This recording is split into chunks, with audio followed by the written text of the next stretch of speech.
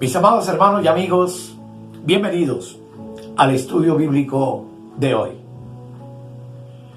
Estamos contestando una pregunta acerca del mito del libre albedrío. Vimos el albedrío de Dios, vimos el albedrío del hombre caído versus la soberanía de Dios, y hoy concluimos este tema hablando de cómo quedó el albedrío después de la caída de Adán. Así que todos son bienvenidos.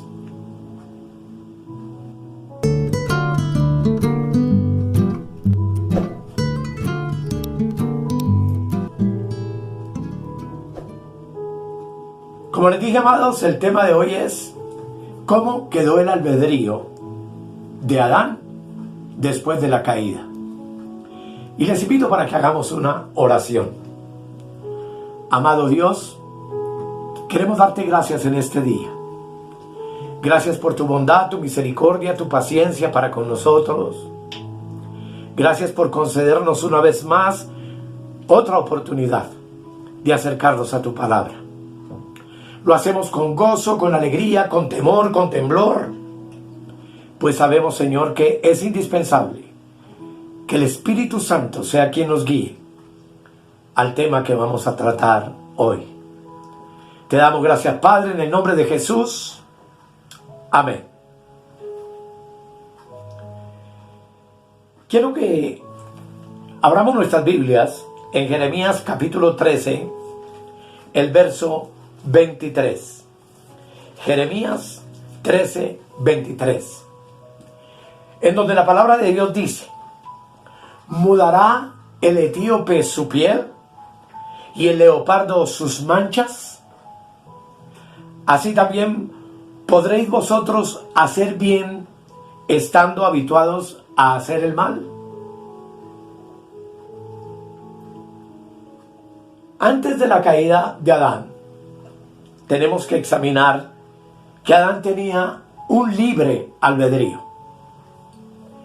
Él podía retener o escoger comer o no comer.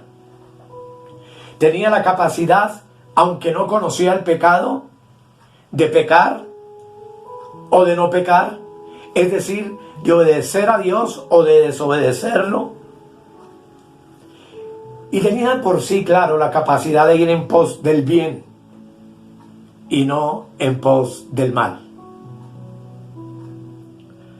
Aunque Satanás influyó en Adán y Eva, en la decisión que ellos tomaron, todos tenemos claro que esa decisión de Adán y Eva fue completamente libre y espontánea, y ellos escogieron comer y pecar contra Dios. Si Adán nunca hubiese tenido libre albedrío, nunca hubiera pecado. Adán entonces fue creado con una voluntad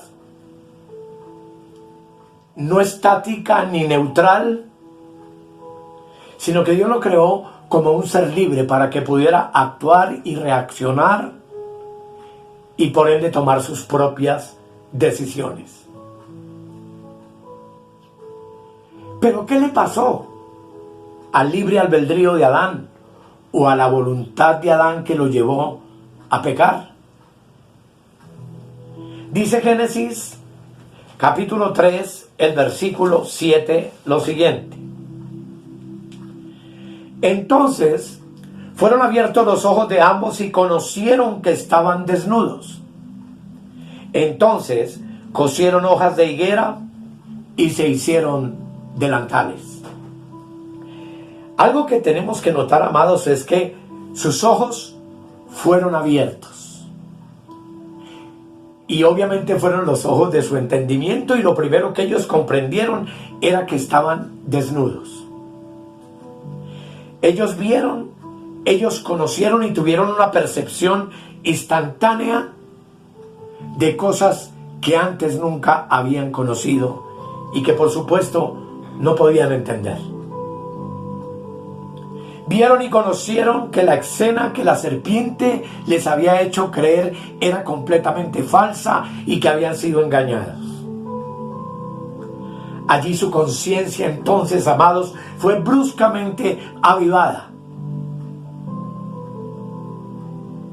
Y se vieron a sí mismos en desnudez espiritual y en desnudez física. Cosa que antes, como ya les dije, nunca habían experimentado. Por supuesto que entonces sobre ellos vino la vergüenza y vino el miedo en lo más íntimo de su ser. Adán y Eva se dieron cuenta que ahora estaban fuera de la comunión con Dios, que estaban solos en aquel Edén, y entonces tuvieron tanto miedo que corrieron y se hicieron delantales con hojas de higuera para cubrir su desnudez y se escondieron en medio del bosque, entre los árboles del Edén. Podríamos entonces contestar una pregunta. ¿Qué fue lo primero que Adán y Eva hicieron cuando pecaron? Se escondieron de Dios entre los árboles del huerto. Antes de pecar, Adán y Eva tenían un libre albedrío. Pero después de pecar, ese libre albedrío se escondió de ellos. Y con ellos se escondió la libertad. Se fue eso del libre albedrío. Adán quedó con un albedrío, por supuesto, pero no libre, como vamos a estar entendiendo en todo el tema. Ese albedrío de Adán ahora había quedado escondido de la libertad que antes gozaba en el huerto cuando tenía comunión con Dios. Observemos que Génesis capítulo 3 versículo 9 dice: Mas Jehová Dios llamó al hombre y le dijo: ¿Dónde estás tú? Adán se acaba de esconder de Dios y Dios lo busca.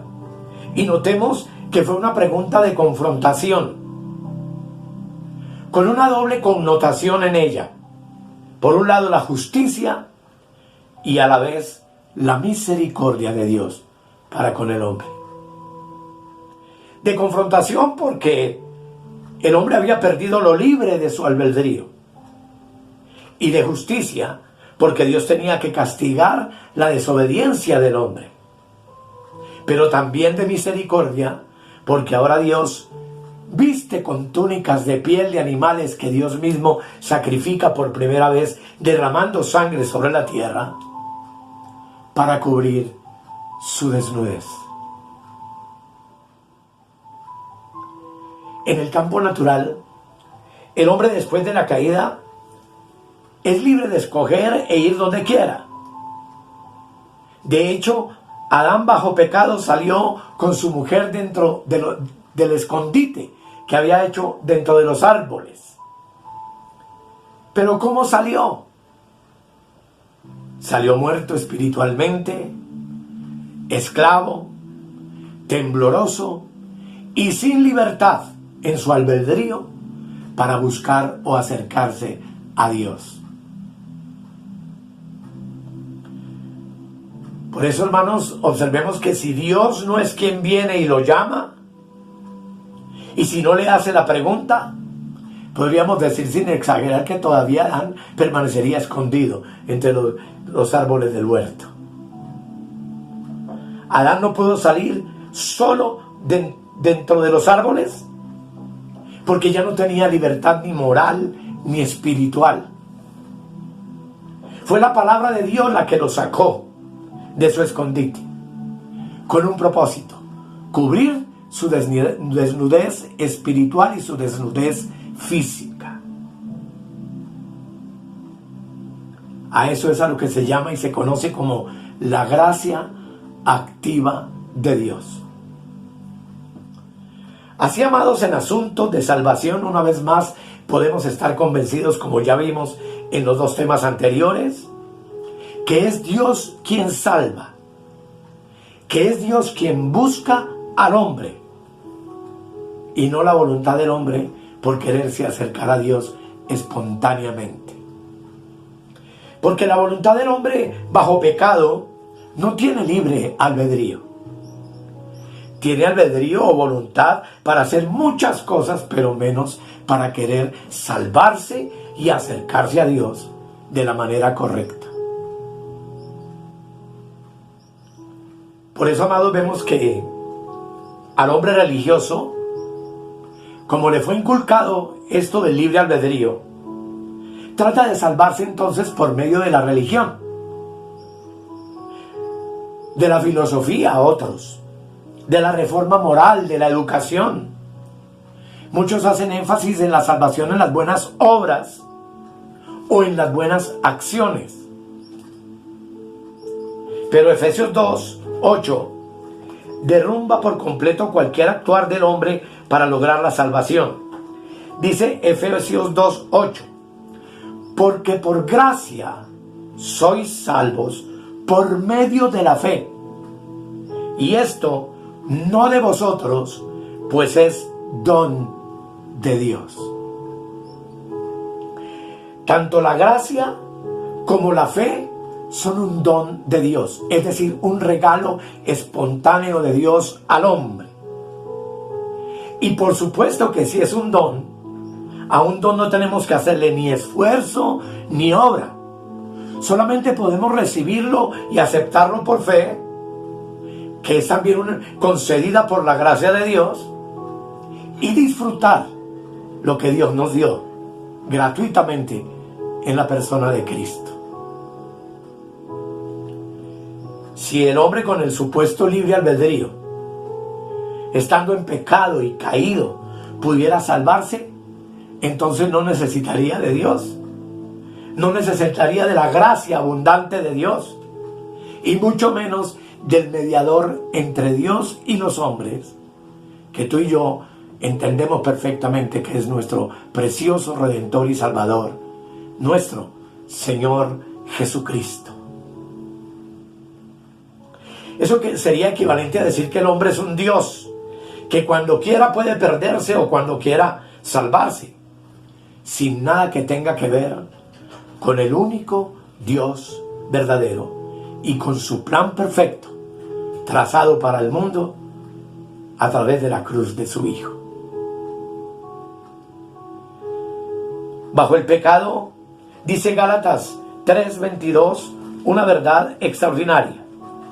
Dice la palabra: mas la Escritura lo encerró todo bajo pecado, para que la promesa que es por la fe en Jesucristo fuese dada a los creyentes. El hombre después de la caída quedó como el etíope que no puede mudar su piel, o como el leopardo que no puede quitarse de encima las manchas de su piel. El hombre caído, amados, quedó habituado a hacer el mal, y eso lo vemos todos los días en las noticias, cantidad de vejámenes, cantidad de cosas terribles que los hombres están haciendo sin importarles. Todo porque Adán pasó de la inclinación hacia Adán a la inclinación hacia el pecado.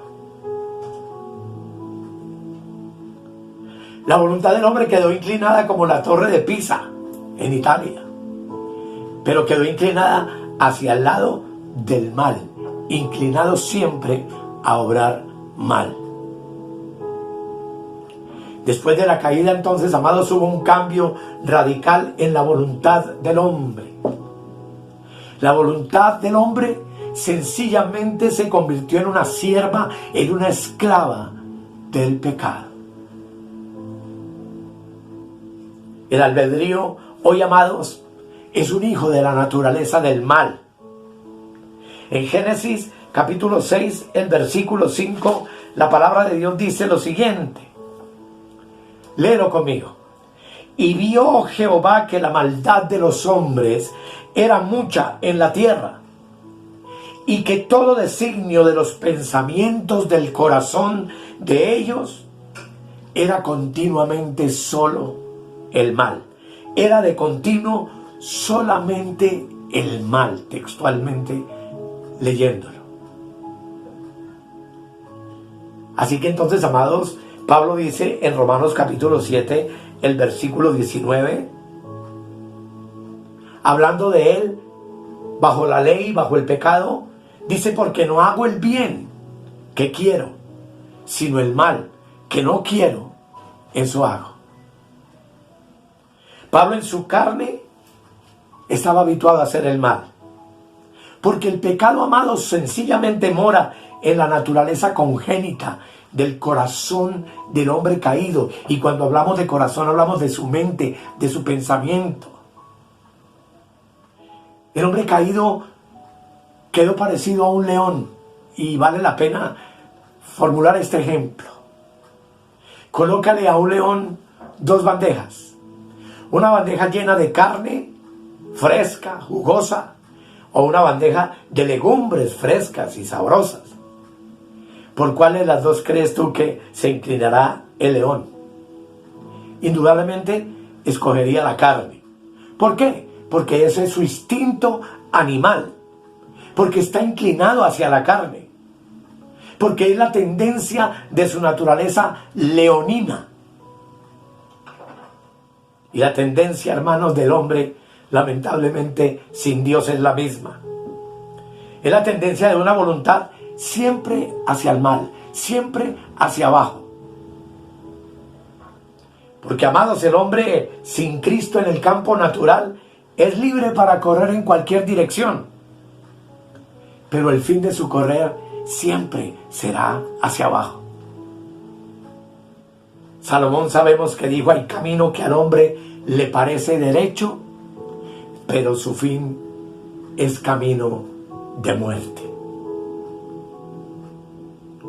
El hombre sin Cristo es camino de muerte. Es como la corriente de una cascada. Esa cascada baja de la montaña libre y tiene libertad para correr sobre su cauce. Nadie la puede detener. Pero ¿hacia dónde corre? Corre siempre hacia abajo. Así que, amados, el albedrío del hombre es como una hermosa y brillante taza china, bien pulida, bien hermosa, bien brillante, bien terminada, arrojada a un lodo, a un fango mugriento, sucio y maloliente. Dentro del pantano, la taza sigue siendo taza. No pierde la figura de taza, pero debido al pantano que tiene encima, la taza pierde su brillo y pierde su hermosura. Cuando de pronto usted mete la mano en el pantano y saca la taza, ¿cómo la saca? Sucia y maloliente. Pero ¿qué sucede si usted la lava? Que recupera su brillo y su hermosura. Y esa taza vuelve otra vez a prestar la función con la cual fue creada. Vuelve a su función de origen. Después de la caída, el hombre no perdió su voluntad, siguió con ella. Pero entonces, ¿qué fue lo que perdió? Perdió lo de libre. Perdió su libertad para hacer el bien. Y su naturaleza se inclinó siempre hacia el mal. El mal, podríamos decir que es el pantano en donde el hombre se encuentra sumergido hoy. Y mientras el hombre esté dentro de ese pantano, su voluntad será turbia, oscura, sucia y mala por naturaleza. Efesios lo define de manera muy clara en el capítulo 2, versículo 3, donde dice: entre los cuales también todos nosotros vivimos en otro tiempo en los deseos de nuestra carne, haciendo la voluntad de la carne y de los pensamientos, y éramos por naturaleza hijos de ira, lo mismo que los demás. Aquí lo que se nos dice, amados, es que el hombre caído es hijo de ira por naturaleza. Si usted lee Romanos 6:23, verá que el hombre caído está destituido de la gloria de Dios. Si lee Juan 6:44, que ya lo vimos con anterioridad, dice que el hombre caído no puede venir a Cristo si el Padre no le trajere. Juan 6:65 dice: ninguno puede venir a mí si no le fuere dado del Padre. Filipenses 2:13 dice que Dios es el que produce en el hombre el querer como el hacer por su buena voluntad. Por eso también dice Romanos 9 que entonces la salvación no depende del que quiere ni del que corre, sino de Dios que tiene misericordia. Primera de Corintios 2:14 dice que el hombre natural no puede percibir las cosas del Espíritu de Dios porque para él son locura. ¿Y por qué no las puede percibir? Porque está bajo el pantano del lodo del mal. Y por supuesto que no las puede entender porque las cosas espirituales solo se han de discernir espiritualmente. Lo único que el hombre percibe en ese pantano es oscuridad, suciedad y muerte espiritual. Ese lodo de muerte espiritual no lo deja ver ni conocer a Dios. Tiene que entrar a ese pantano la luz de Dios para poder sacarlo y rescatarlo de esa condición caída. En Juan 9:25, cuando el Señor Jesús sanó al ciego de nacimiento, este hombre dijo: una cosa sé, que habiendo sido ciego, ahora veo. En Juan capítulo 11, que vamos a mirarlo, Juan 11, versículo 43 y 44, todos conocemos la resurrección de Lázaro. Pero mire que dice el capítulo 11, verso 43 y 44 lo siguiente. Dice: y habiendo dicho esto, hablando de Cristo, clamó a gran voz: Lázaro, ven fuera. Y el que había muerto salió, atadas las manos y los pies con vendas y el rostro envuelto en un sudario. Y Jesús dijo: desatadle y dejadle ir. Allí fue la palabra de Dios entrando al pantano de la muerte para resucitar a este hombre que había muerto. Y si no es así, tampoco los muertos espirituales jamás podrán salir de su sepulcro de pecado y de maldad. Si la luz de Dios no hubiera tocado al ciego de nacimiento, el hombre no hubiera podido ver jamás.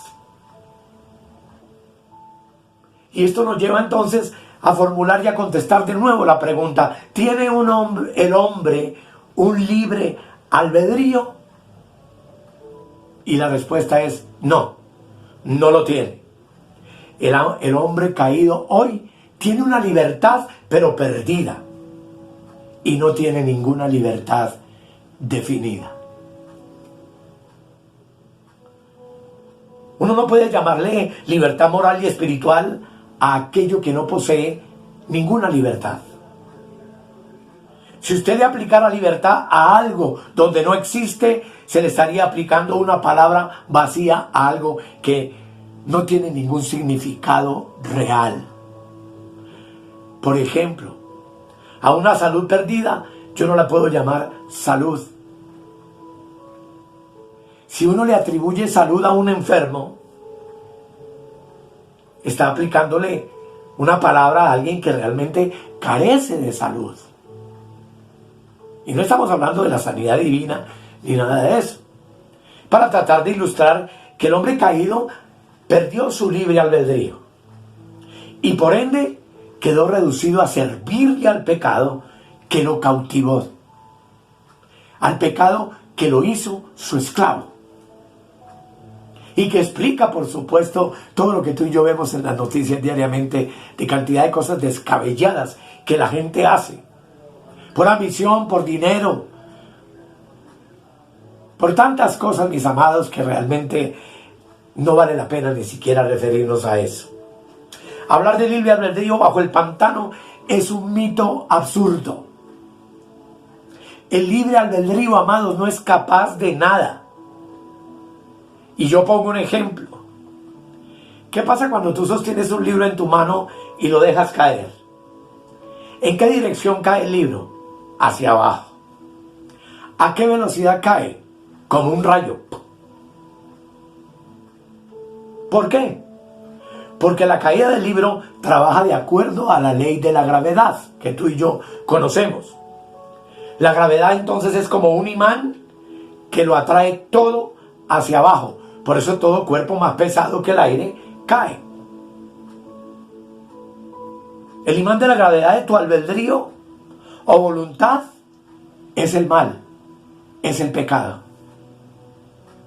Y así como el libro cae por su propio peso, así también la voluntad del hombre cayó por el peso del pecado original de Adán.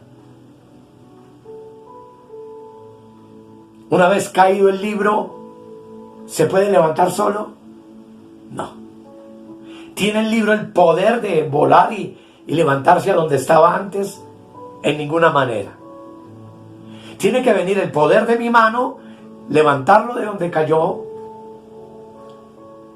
y subirlo al lugar donde estaba antes. Pero ¿quién lo levantó del suelo?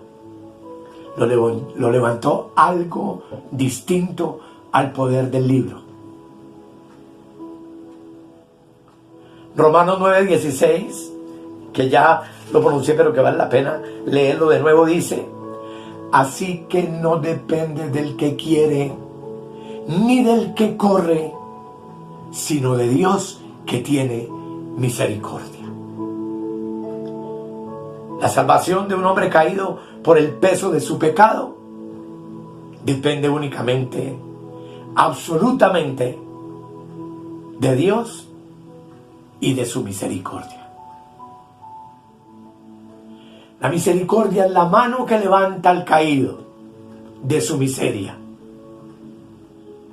Dios no depende de los méritos del hombre caído en pecado, porque en esa condición ningún hombre caído tiene absolutamente ningún mérito delante de Dios. Solo merecería morirse en ese estado. Porque como tú y yo sabemos, no existen misericordias merecidas. Tito dice en el capítulo 3, versículo 5: nos salvó, no por obras de justicia que nosotros hubiéramos hecho, sino por su misericordia. Así que, amados, la misericordia proviene solamente de la voluntad soberana de Dios. De entre todos los caídos del mundo, Dios tuvo misericordia de ti y tuvo misericordia de mí. ¿Y por qué la tuvo? Simplemente porque Él quiso tenerla. Y por eso estamos cada día sumamente agradecidos. Y alabamos la gloria de su majestad y de su nombre, que tuvo a bien tener misericordia de ti y de mí. David dijo en uno de sus salmos que si no hubiera sido por la misericordia de Dios, ya Dios lo hubiera consumido. Dios pudo consumir a David por el pecado de homicidio y de adulterio que cometió con Betsabé. Sin embargo, Dios tuvo misericordia de su estado y de su condición miserable y lo perdonó. Y eso que la vida de David y sus historias fueron antes de la cruz de Cristo, hace 2000 años.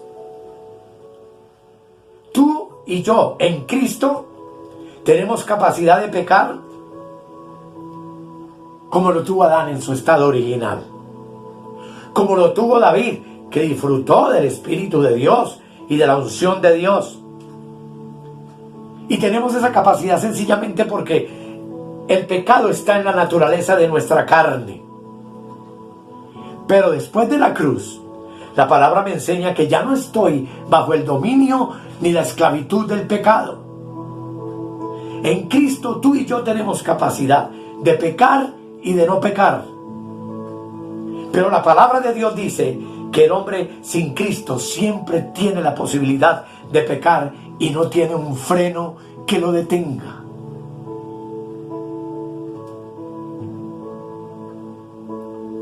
Observemos, amados, que si tenemos a Cristo, la capacidad de no pecar también viene con nosotros. Romanos capítulo 8 versículo 2 dice: porque la ley del Espíritu de vida en Cristo Jesús me ha librado de la ley del pecado y de la muerte. Observe que esto fue una ley contra ley. Es la ley del Espíritu de vida contra la ley de la muerte. Es la ley del Espíritu de vida la que nos libertó de ese pecado y de esa muerte después de la cruz de Cristo.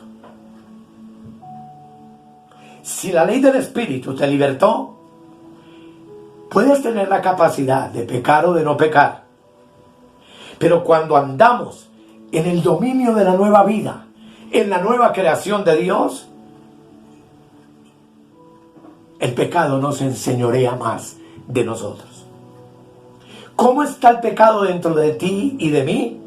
Está subyugado, está dormido, está bajo control, bajo el control del Espíritu Santo que habita en nuestras vidas. ¿Y qué pasa cuando tú te sales de ese dominio de vida en Cristo? Entras, por supuesto, en el dominio de la muerte y del pecado. Por eso, Romanos 6, versículo 12, dice: no reine pues el pecado en vuestro cuerpo mortal, de modo que lo obedezcáis en sus concupiscencias.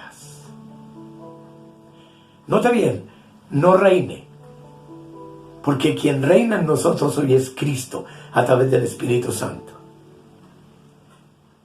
No lo obedezcamos en sus concupiscencias, en sus malos deseos. No nos sometamos de nuevo al pecado para convertirnos en esclavos del pecado. No presentemos nuestros miembros a la iniquidad. Pues Romanos 8:4 dice la palabra del Señor, y le dice a todos los bendecidos de Dios, que somos tú y que soy yo, dice: para que la justicia de la ley se cumpliese en nosotros, que no andamos conforme a la carne, sino conforme al Espíritu. El consejo de Dios para ti y para mí, hoy en Cristo y en esta nueva creación, es: no andemos conforme a la carne, no pensemos conforme a la carne, no nos ocupemos de la carne, no vivamos según la carne. Y nos advierte: porque si vivís conforme a la carne, moriréis. Mas si por el Espíritu hacéis morir las obras de la carne, viviréis. Quiero que notemos, amados, concluyendo este tema hermoso, que un nacido de nuevo es capaz de pecar y de no pecar. Antes de la caída, el hombre era capaz de refrenarse también de pecar, aunque no conocía el pecado. Pero hoy en la nueva creación, tú y yo tenemos ese privilegio que el hombre caído no tiene, porque el hombre caído no tiene freno para pecar. ¿Por qué tú y yo, como bendecidos, entonces somos capaces de ponerle freno al pecado?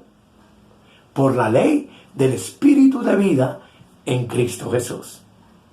Si esa ley del Espíritu no estuviera dentro de ti y dentro de mí, por supuesto que no podríamos entonces ponerle freno al pecado. ¿De qué nos liberó entonces Cristo? Nos liberó de la esclavitud moral y espiritual del pecado, para que tú y yo hoy en Cristo tengamos la capacidad de pecar o de no pecar, pero escojamos agradarle a Él, vivir para Él, vivir para la iglesia, para los hermanos, haciéndole bien a todos, no murmurando, no criticando, no juzgando, no condenando a nadie. para que, como veremos en un tema futuro, descubramos que hay algo más potente que la gracia. Y algo más potente que la gracia de Dios es el amor. Es la ley del nuevo pacto, que es el amor. Oremos. Querido Dios, yo te doy gracias en el nombre de Jesús por tu palabra. Gracias, Señor, por habernos escogido, mi Señor, desde antes de la fundación del mundo, para este privilegio glorioso que hoy poseemos en ti. Gracias, Señor, por darnos la posibilidad de escudriñar la palabra y de entender tu misterio. Y oro, mi Señor, por mis hermanos, para que cada uno de nosotros, alimentados con el maná de vida que tú nos estás revelando, podamos vivir en este siglo quieta, sobriamente, en santidad y en pureza de vida, en medio de una generación maligna y perversa. Gracias, Señor, en el nombre de Jesús. Amén y amén. Amados, que el Señor les continúe bendiciendo y nos vemos en el próximo tema. Escudriñad las Escrituras, porque a vosotros os parece que en ellas tenéis la vida eterna, y ellas son las que dan testimonio de mí. Bendiciones para todos. Suscríbete en nuestro canal de YouTube o escríbenos al correo electrónico reinandoenplenitud@gmail.com.